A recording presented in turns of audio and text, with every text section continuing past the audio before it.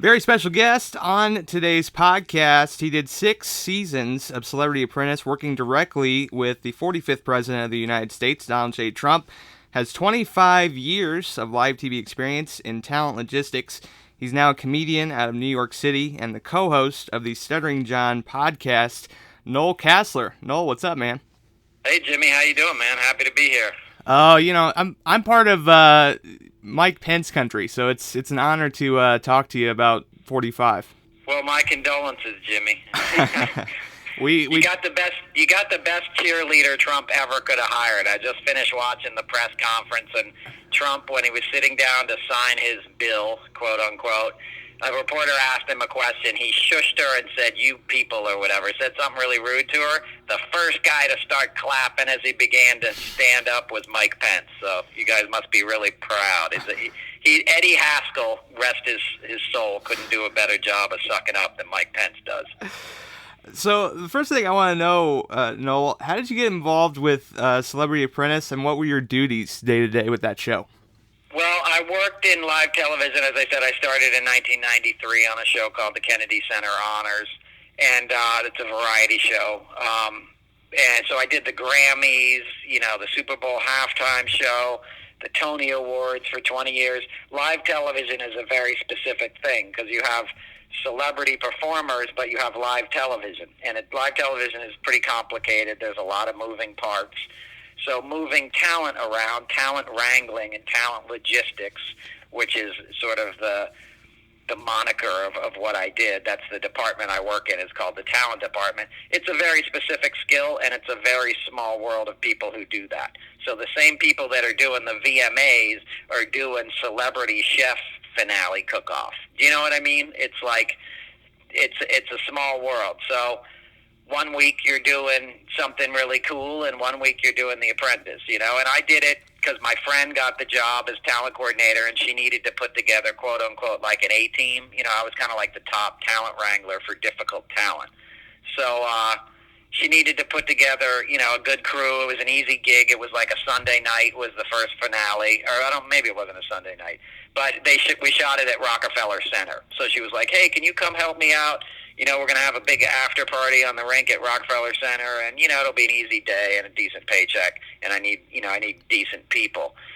So I did it as a lark. I watched the show. I grew up in New York City. Trump was a joke to us. If you grew up in New York City, everybody knew he was a con man. He didn't have any real business skills. He was broke and bankrupting, everything he ever touched. So he was a joke. So the fact that NBC had turned him into this, pretend billionaire and was selling it to the country was a point of hilarity. So it was a guilty pleasure to watch the Celebrity Apprentice version. I wanted to see if Omarosa was really like that in person. That was honestly the main reason I took the gig, and she was. I like her now, but, they made her as the villain on that show. So I just did it as a lark, and then I had already worked with Trump in the 90s, on beauty pageants and stuff. So I knew he was bad news, but, I figured how bad could it be, and boy, was I in for a ride. So he hasn't changed that much since the first time you met him? He's never changed. No, who you see now is who he's been since he was about 9 years old. I met him, he was in his 50s or whatever he would have been in the 90s. But no, he's the same person, He cares about himself. He's a con man, He wants music to play when he walks in the room. He wants to get high, and he wants to grab women. Trump cares about what can immediately satisfy his narcissistic needs. He's not looking at the long picture. He's not even that interested in money. The people around him are interested in money. He's lost more money than most people would make in their lifetimes. You know what I mean? Most people who would have inherited $400-something million would go sit on an island somewhere and enjoy their lives. Trump needs attention. The money is not important to him as ratings and people thinking he's a big deal. An example, back in the Apprentice days, he would walk into the after parties surrounded with not Secret Service, but his own security guys, pretending like they were Secret Service. Yeah. You know what I mean? He would walk into the room pretending like he was president even back then. And everybody would laugh because it was just an inside joke. The guy can't read. You know what I mean? Let alone be president. And he was the last guy we ever thought would get elected. His own kids would make fun of him because he's dyslexic, so he can't read cue cards. So that's why you see him like messing up words all the time. And that's where his drug addiction comes from. He uses Adderall to make himself feel in control. So we'd have a word like arbitrage on a cue card, and he couldn't read it. So we'd freak out and storm off set and crush up Adderall, come back, it'd be flying out of his nose. He'd stumble through trying to read this stuff. You'd do like 10 takes before you got a usable take. I mean, it was insanity. What people saw on TV is nothing like what the real man is. You're seeing it now, though, because they can't hide it in the White House. They can't do retakes when he comes out and tells you to drink bleach to cure the coronavirus. You're seeing, like, what a dumbass he is in real time now, and that's why the country's closed down and every major city's on fire, So What were some of the biggest fits that he threw on set that you remember? I saw him soil himself over reading the word arbitrage. He wears Depends. He's incontinent from all the drug use, and he only eats like fast food. He eats McDonald's and then meatloaf at night. So he's got horrible. If you know anything about stimulants, they're a diuretic. They loosen your bowels, for lack of a better word. So he lost control a long time ago over his bowels. So the crew nickname was the Shit Show, because he would shit himself, and we would have to stop taping, and they'd bring him off set and clean him up. So that was it. I saw him the first time fly into a rage trying to produce the word arbitrage, or pronounce the word arbitrage, which for a pretend billionaire supposedly in New York City, you think he would know the word that pertains to buying and selling companies and stuff, but he couldn't read the word, and he accused like the script department of setting him up. And there isn't necessarily even a script department. Live television is fake. Like everything you see on live TV, somebody's telling him what to say on a cue card. Yeah. But so he flew into a rage because he's very paranoid too. That's another byproduct of the drug abuse. So he flew into a rage, soiled himself, and walked off set. So that would probably be the first major meltdown I saw. What did the cast and crew of The Celebrity Apprentice think of their experience with dealing with Trump? Because you're not only dealing with Trump, you're dealing with Joan Rivers and several other celebrities. What was their reaction to him? Well, Joan was great. I loved Joan, and she was there towards the end, and I got some great pictures and talking with her. Joan is like the sweetest person in the world. Joan Rivers was one of the nicest human beings you will ever meet. She's no longer with us, sadly, and yes. I can't speak for her experience. A lot of people knew it was crazy and a joke, like Tom Green, people like that. He got kicked off for going out drinking with Dennis Rodman one night.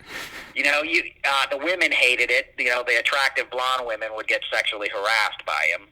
Summer Zervos has a lawsuit because he molested her. So the women didn't like it. There were people who took it seriously, and they can speak for themselves. I can't speak for them. I've been on podcasts with other people that were celebrity guests on there, and they're like, I didn't see him. He doesn't even drink, blah, blah, blah. Right. There's people who took it seriously, and I will say our job was to hide most of his more aberrant behavior from the celebrities. I worked on the finales, right? So it's a live TV moment. There's a lot of people around. There's a lot of hands on deck. Like, that's prime time. You know what I mean? So it wasn't like they wanted Arsenio Hall to know he'd just like soiled himself before, the boardroom meeting kind of thing. So I would, to answer that question,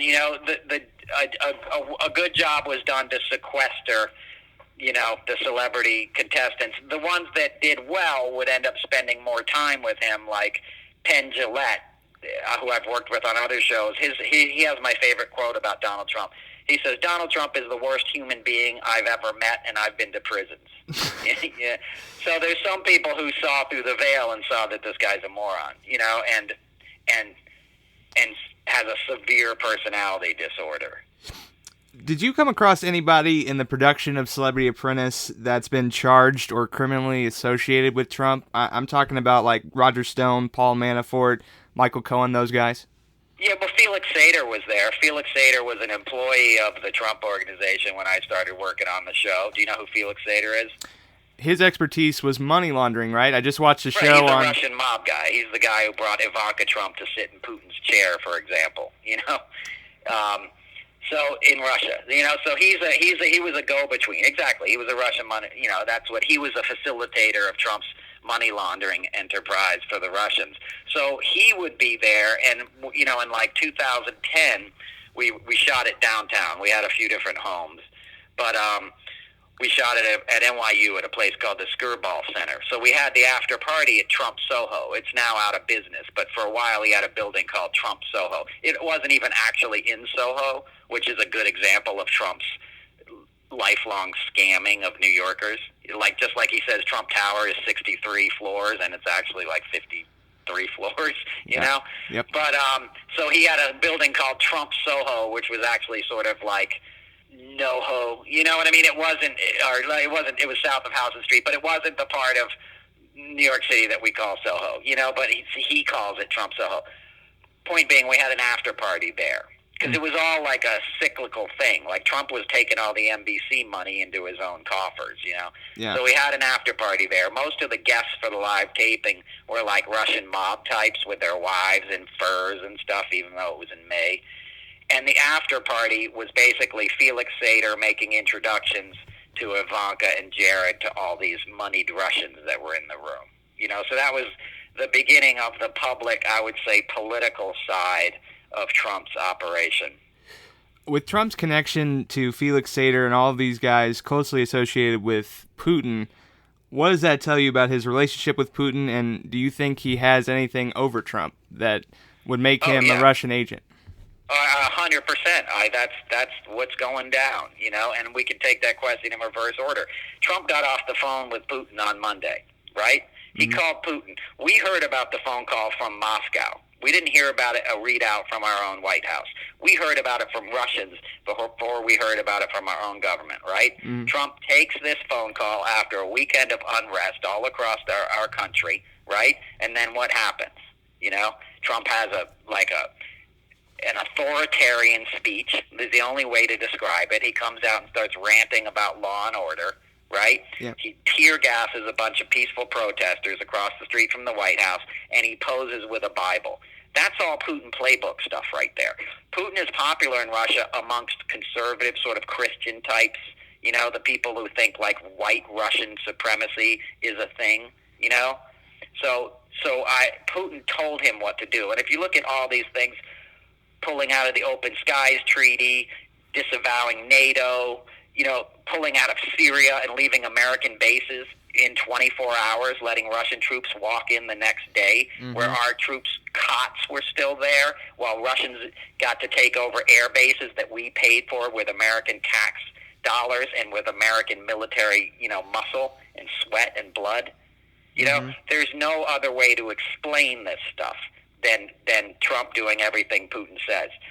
Now we'll get onto the compromise. Trump was very well known as like a sexual deviant in New York. I know women, call girls that he had frequented and stuff. He was known as a very brutal customer, and he liked young girls. There's the case of the 13-year-old girl that he was named in a lawsuit, for having brutally raped in Jeffrey Epstein's mansion. I believe that 100% to be true. That was a court case. He was going to be deposed as the president in that case. Right before he got elected, she hired Lisa Bloom. She got a bunch of death threats. The girl, they call her Katie Rogers. The case disappeared, okay?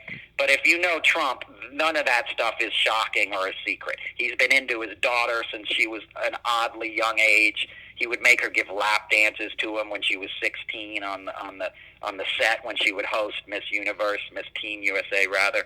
So he's a sick dude. My theory on that, and this is just a theory, but there was a lot of Russian brothels in Trump Tower, and I think Trump got a frequent flyer pass. Like, you can go in there whenever you want. So he would go in there, he would knock these girls around, he would get his rocks off, thinking that he was fine.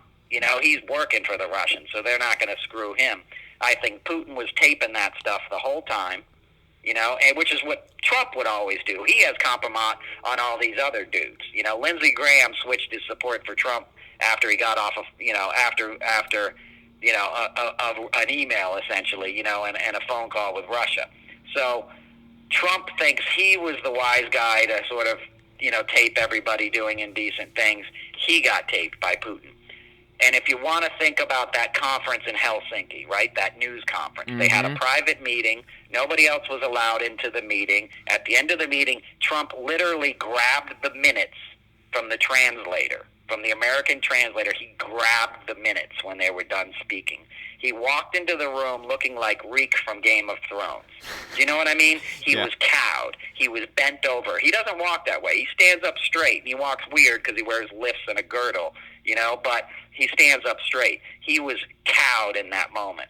And he went and stood in front of the world and said, I believe Putin over our American intelligence agencies. He said he didn't interfere in our election.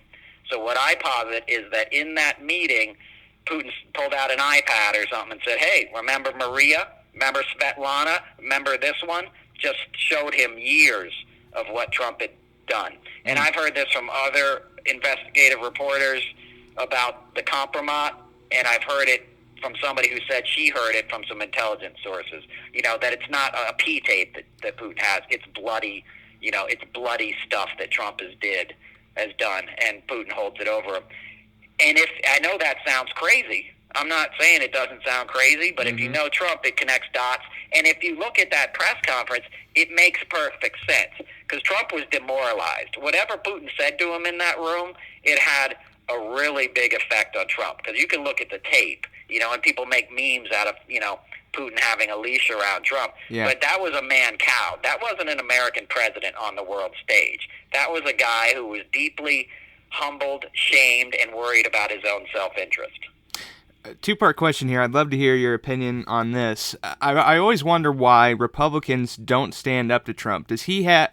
You mentioned this with Lindsey Graham. Does he have stories that are damaging to them? And the second part of the question is, what does Trump fear the most about coming out about who he really is?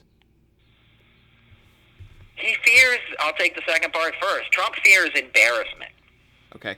He doesn't fear criminality. He's gotten away with crime all his life. He projects what he's going to do next, and he doesn't care about that. Trump is a narcissist, first and foremost. As I said earlier, he cares about how he feels in the moment in a crowded room. He wants to be admired, right? So he fears embarrassment more than he fears anything. He doesn't really care about, like, he doesn't want to go to jail, don't get me wrong, but he doesn't care about being president. He cares about people respecting him and getting attention.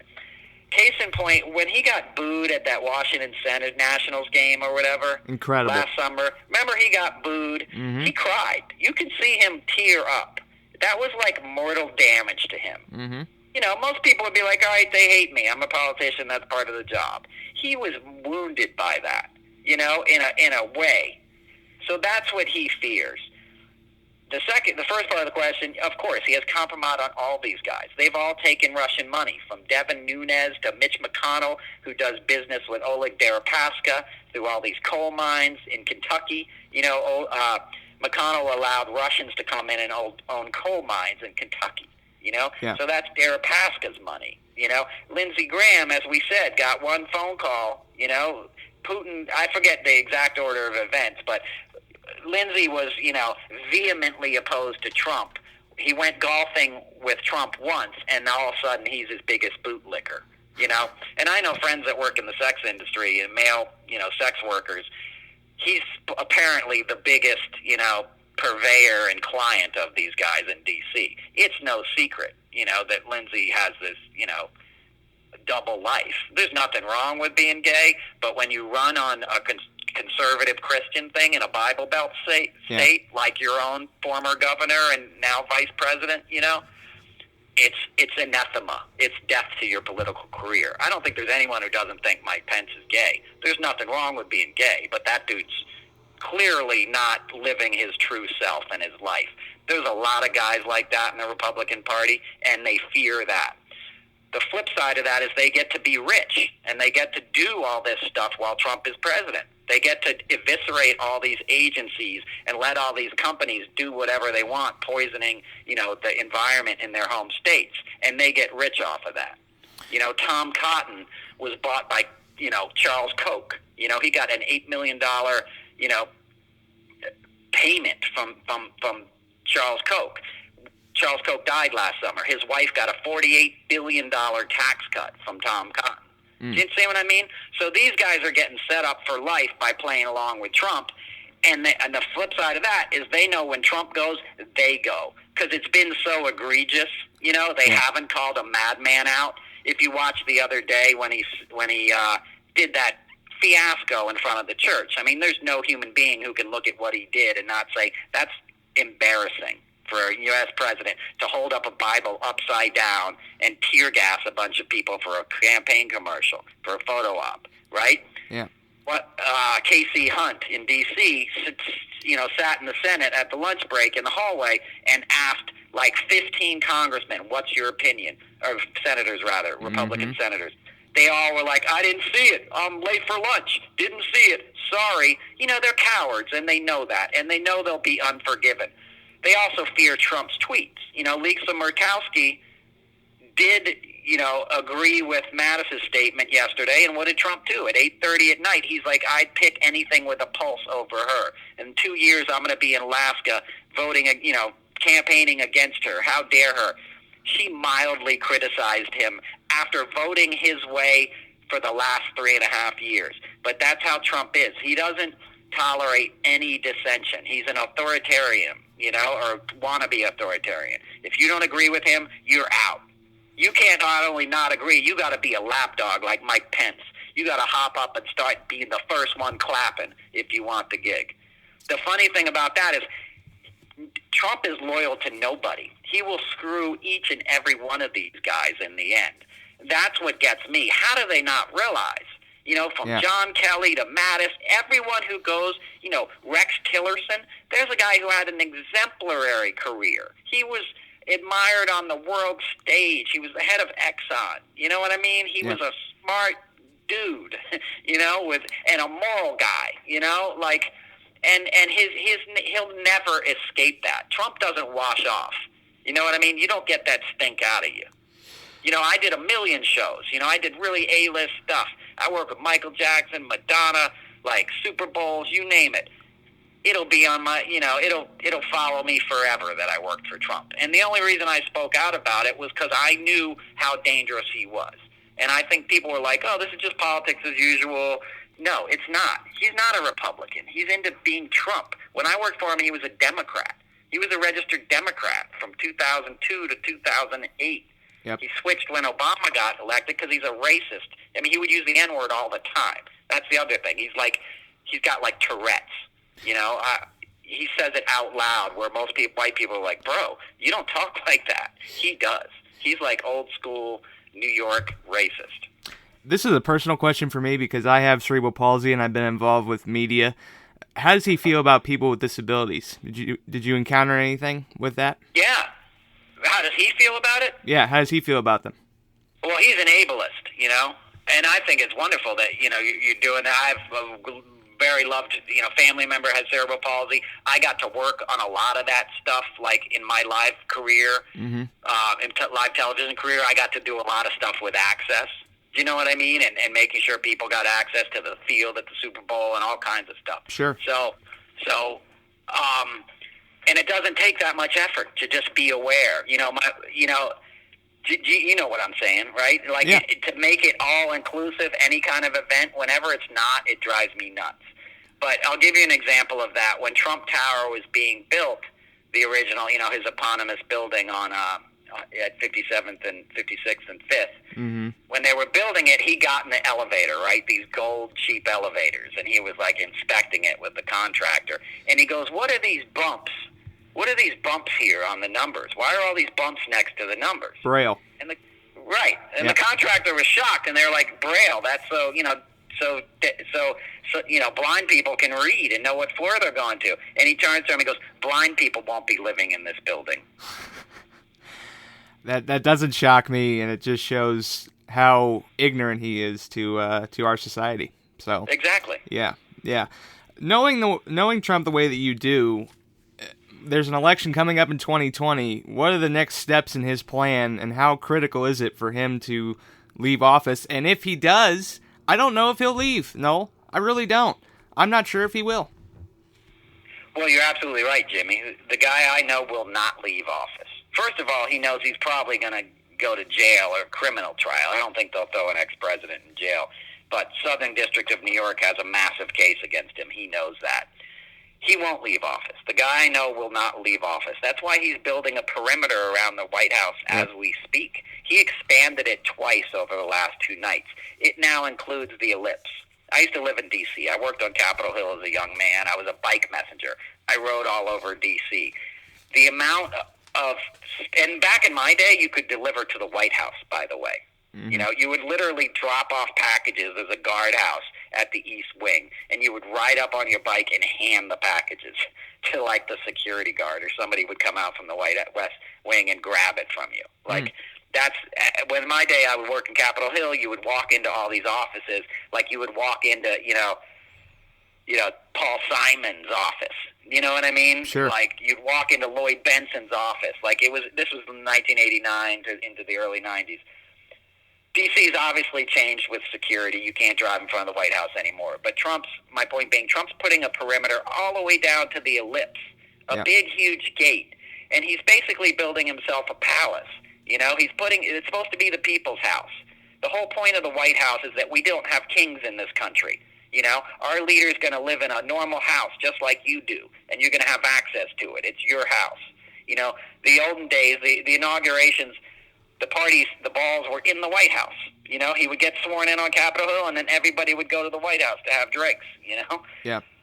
That's the point, and it's it's important that you preserve that sort of access, because when you get a guy walled in behind guards with his own force, you know, because now we got troops in D.C. that are not labeled. They're not, I'm in National Guard, I'm in Army. They're not saying who they work for. They're saying, I'm in DOJ, you know, I'm in the Prison Bureau. Like, they're being very coy about who they protect. That's a private army. You know, that's Eric Prince territory, you know, the founder of Blackwater, Betsy DeVos's brother. You know, that's like, I'm building my own army, and I'm walling myself into my own palace.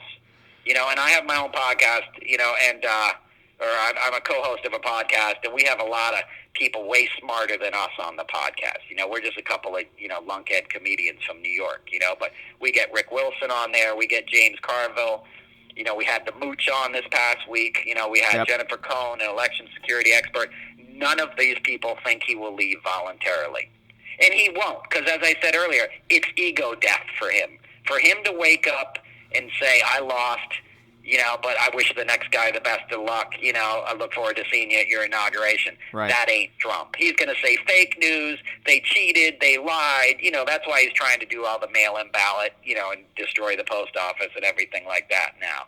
So a long-winded answer, but no, he ain't leaving voluntarily. And he'll, you know, this week they changed on his website. They said, you know, they sent out an email yesterday. They changed the MAGA hats to camouflage. So they're not red anymore, they're camouflage. And they sent out an email that said, join Trump's army. You know, defend Trump against the terrorist Antifa thugs that are protesting. He'll sick those people on his fellow Americans to save face. If he loses an election, he's going to be like, these guys stole it from you. Get in your big Ford F-150 now. You know what I mean? Grab your AR-15s and protect America from the tyrants that want to come and, you know, tyrants that want to come and eat your babies and force socialism on you. You know what I mean? Mm-hmm. He uses fear tactics, and he preys on ignorant people that are itching to get involved in a holy war. You know what I mean? You live in Indiana. You know these kind of beard bros that are sitting around with their guns and their military, like, fetishes. It's cosplay. You know, we saw those guys showing up at the State House in Michigan, you know, with guns, you know, demanding they be allowed to get a fucking haircut. Sorry for cursing. You know what I mean? Right. In the midst of a pandemic where nurses were dying to try to save your ass. You know what I mean? Without enough supplies. So, you know, I always tell people this. Those MAGA rallies are not just for his ego, and they're not just to raise awareness for his campaign or money. He's building an army. You know, he's building an indoctrinated people into only believe me. Don't believe your eyes and ears. Just like they're telling people now, we didn't tear gas anybody on Monday. Yeah, you did. We saw it on TV. We saw the tear gas. You know what I mean? Well, he said in one press conference, what you're seeing isn't happening. And all of this is built on what seems like a severe lack of self-confidence, both him and his followers. 100%, because that's what he preys on. He's a deeply inferior, insecure guy. He's known that since he was a kid and getting laughed at for not being able to read. There's no shame in being dyslexic, You treat it, but he had a father who wouldn't admit the issue. He comes from a very stern, messed up background. He was a violent kid. He would throw rocks at the neighbor's baby. Like, he was just a bully in his neighborhood in Queens. So they sent him to basically reform school, this fake military academy up near where I live in upstate New York. I live in New York City, but we're hiding out in the country right now. But so he's known he's never measured up, and you can look this up. Your listeners can look it up. He would lie about, like, I was such a good pitcher, the major leagues were drafting me when I graduated high school. I hit it out of the park as a hitter. No, you didn't. There was no park. It's a high school ball field, in Rockland County. But, like, that's his, I'm not good enough, so I'm just going to lie about how good I am. Yep. His press conference today, he was just like, no one's ever seen anything like what I've done. I've built the greatest economy.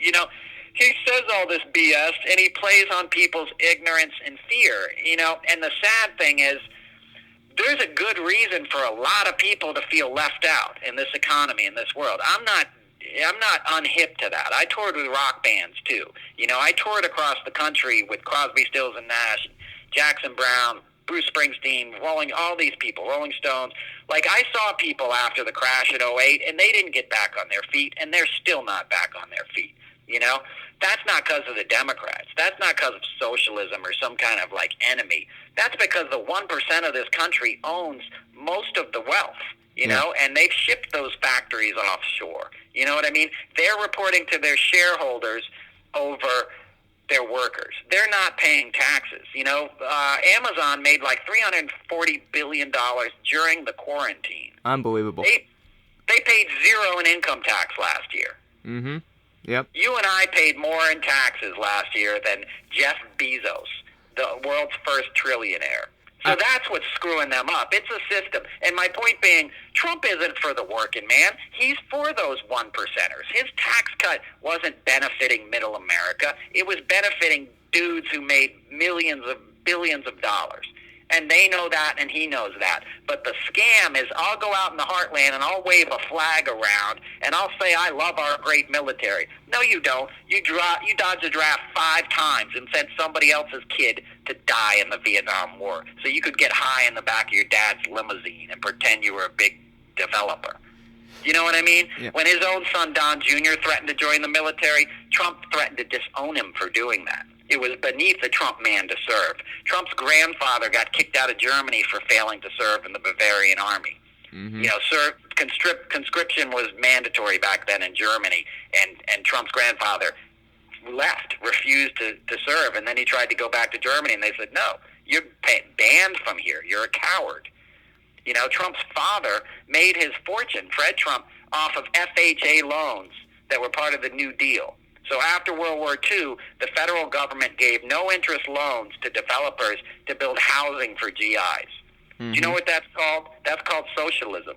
That's democratic socialism. We're going to use the government's money to build you houses so you have a cheap place to live, and then we're going to build factories for you to work in, or we're going to build roads all over the country, Eisenhower, Yep. We're going to do things to make sure everybody comes up. Now that we've won this war, we're going to lift all boats together.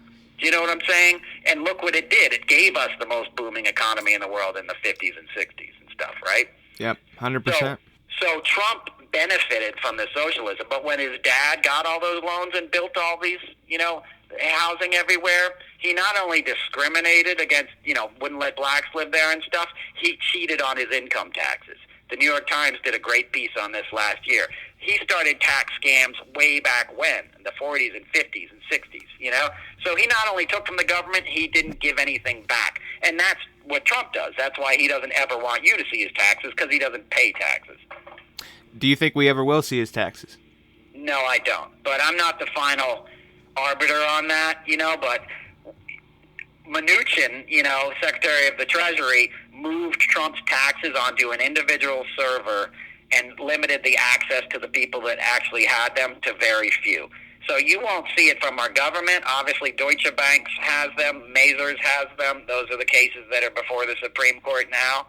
I think they bought Brett Kavanaugh so you don't see the taxes. I think that goes into Justice Kennedy, Justice Kennedy's son, who worked at Deutsche Bank, who is well aware of these Trump's tax returns and what they mean.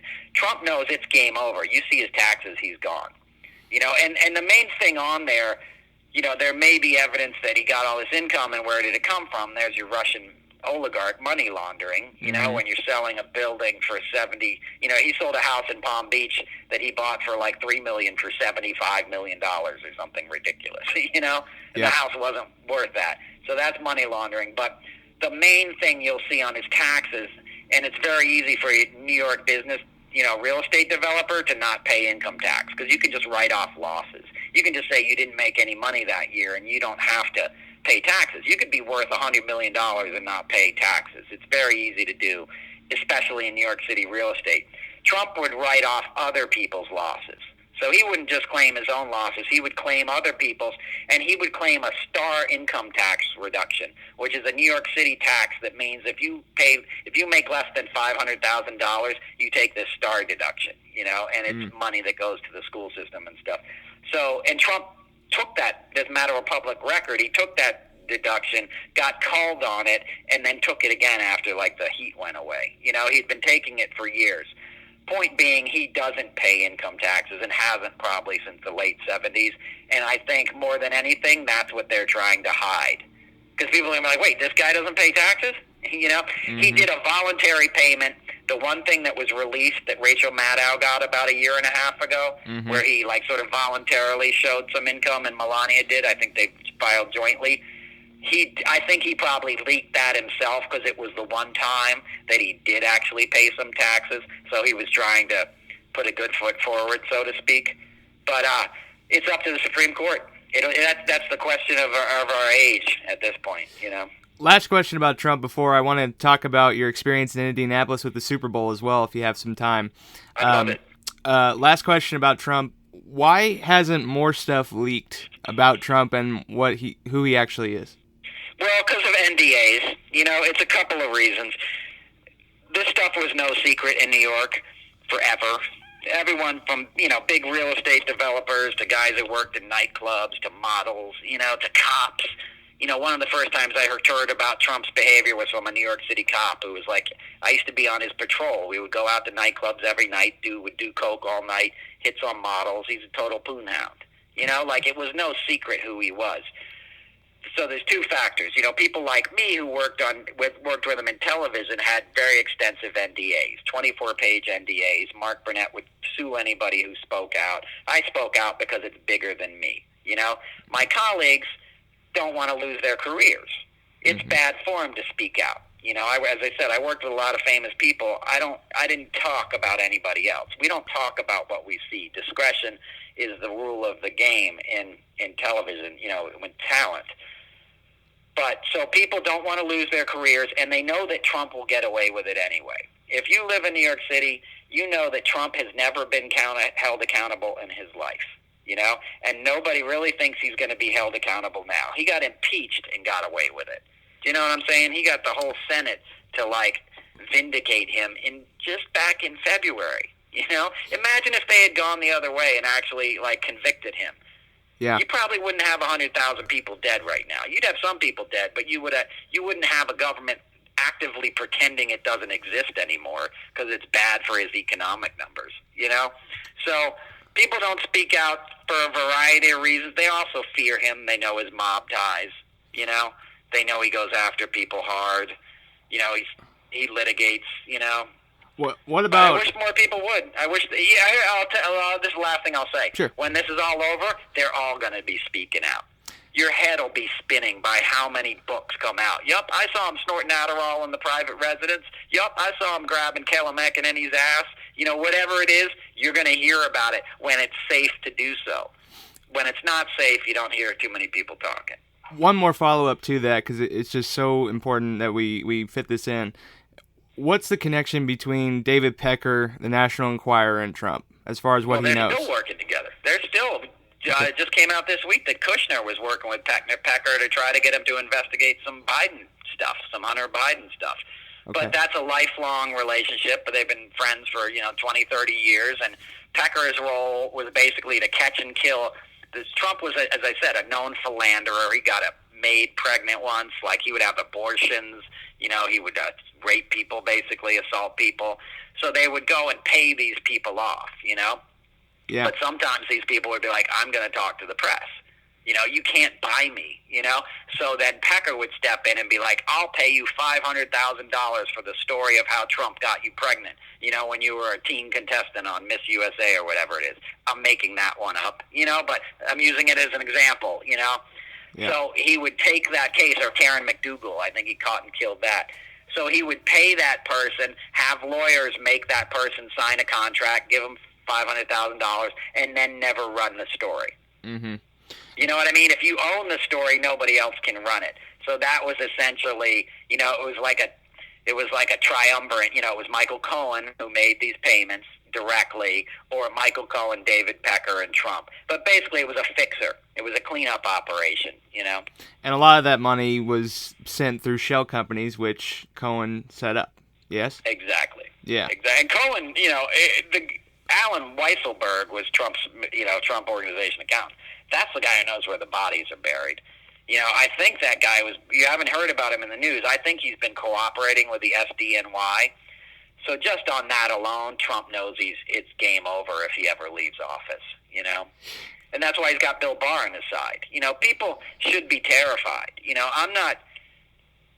I don't want to insult your listeners or people in Indiana. I love Indiana. It's a great state. I've got tons of friends from there. I would love it. I love America. I love this country. What I want people to know is you're getting scammed. This guy's a con man. He's trying to say the law and the rule doesn't apply to him. And he's going to get his own attorneys general, and he's going to get his own, army, and you ain't going to say anything about it. That's not America. Mm-hmm. That's not who we are, Tell me about your experience in Indianapolis. What went on there? Man, I love Indianapolis. I go through there a lot with touring bands. I think it was the Conrad Hotel downtown. You know where the Weber Grill restaurant is? Yeah, sure. Absolutely. Yeah, I would always stay in that hotel. So I'd go through there with bands all the time. And I went through there with, the Super Bowl. One of the best times is I was there with Kenny Wayne Shepherd and Stephen Stills, who were both friends with Jim Irsay. We had a day off before a concert. And the Colts were playing, and they were like, hey, Jim's going to, bring us let us sit in his suite tomorrow for the game, And I've been to Super Bowls. I'd probably been to 10 Super Bowls at this point, right? And I saw the Colts win. I think they won down in Miami when Prince played, right? Yeah. I think that was Peyton's first Super Bowl. Mm-hmm. But, so, the Conrad's a really nice hotel, so, everybody meet in the lobby at 11 a.m. or whatever it was. We go down in the lobby, this van pulls up, we all hop in it, and it takes us into the stadium, Lucas Oil Stadium, down into the basement, right next to, a special elevator, Get out of the van, hop in that elevator, next thing you know, you're in Jim Irsay's suite. Yeah, yep. And I've been in all the suites and all that, but there was something really cool about going with an owner. And I love Jim Irsay. He collects guitars. I'm a big guitar collector. He's a good friend of Stephen Stills. I did the Super Bowl there. It wasn't my favorite Super Bowl because it was so damn cold. If you remember that week, they set up that thing downtown, like the NFL Experience was all under tents and stuff, Yep. And it was just so brutally cold. And there wasn't really enough hotel rooms. The players were staying, I think there's a JW Marriott or something right there, too. Yeah, by the stadium. But it didn't have the infrastructure. As wonderful a town as Indianapolis is and as hospitable as all those people are, and I'm glad you guys got to host it, it wasn't the easiest Super Bowl. My hotel was way out, felt like it was in Evanston or something. You know what I mean? Yeah. And it was a cold week. But, it's always fun being in Indianapolis. Well, I can vouch that relative to the weather that we're used to, that was warm for February. Oh, man. Yeah. So, the last one I did was in Minnesota, so I guess I should hold my tongue because it was 17 below in Minneapolis. That was insane. So Noel, where can people follow you on Twitter or on social media, and what are you involved with right now? where people can hear right on.